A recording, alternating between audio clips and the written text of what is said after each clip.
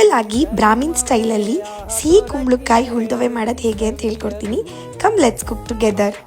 First ನಾನು ಒಂದು ಕುಕ್ಕರಲ್ಲಿ ತೊಗರಿಬೇಳೆ ಮತ್ತು ಟೊಮ್ಯಾಟೋನ ಬೇಯಿಸ್ಕೊಂಡಿದ್ದೀನಿ ಮತ್ತು ಸಿಹಿ ಕುಂಬಳಕಾಯಿನ ಸಪ್ರೇಟಾಗಿ ಬೇಯಿಸ್ಕೊಂಡಿದ್ದೀನಿ. ಒಟ್ಟಿಗೆ ಹಾಕಿದ್ರೆ ಓವರ್ ಬಾಯ್ಲ್ ಆಗುತ್ತೆ ಅಂತ ಅಷ್ಟೇ. ಮತ್ತು ಮಸಾಲೆ ರೆಡಿ ಮಾಡ್ಕೊಂಡ್ಬಿಡೋಣ.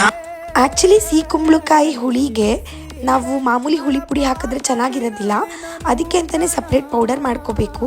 ಸೊ ನಾನು ಅದರ ರೆಸಿಪಿನ ನಿಮಗೆ ನಾನು ಡಿಸ್ಕ್ರಿಪ್ಷನ್ ಬಾಕ್ಸಲ್ಲಿ ಕೊಟ್ಟಿರ್ತೀನಿ.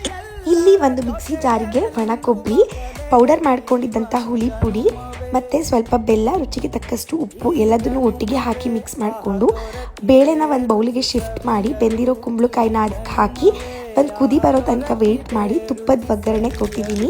ಅದಕ್ಕೆ ಹಿಂಗೆ ಕೂಡ ಹಾಕೋಬೋದು, ಬಟ್ ಯೂಶಲಿ ನನಗೆ ಹಿಂಗೆ ಫ್ಲೇವರ್ ಅಷ್ಟು ಇಷ್ಟ ಆಗೋದಿಲ್ಲ. ಸೊ ಇಷ್ಟನ್ನು ಹಾಕಿ ಒಗ್ಗರಣೆ ಹಾಕಿ ಚೆನ್ನಾಗಿ ಕುದ್ದ ಮೇಲೆ ಸ್ಟವ್ ಆಫ್ ಮಾಡೋಣ.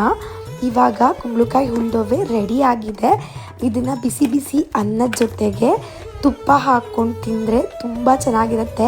ನೀವು ಮನೆಯಲ್ಲಿ ಟ್ರೈ ಮಾಡಿ ಹೇಗಿತ್ತು ಅಂತ ನನಗೆ ಕಮೆಂಟ್ ಬಾಕ್ಸಲ್ಲಿ ತಿಳಿಸಿ. Thanks for watching guys. Have a good day.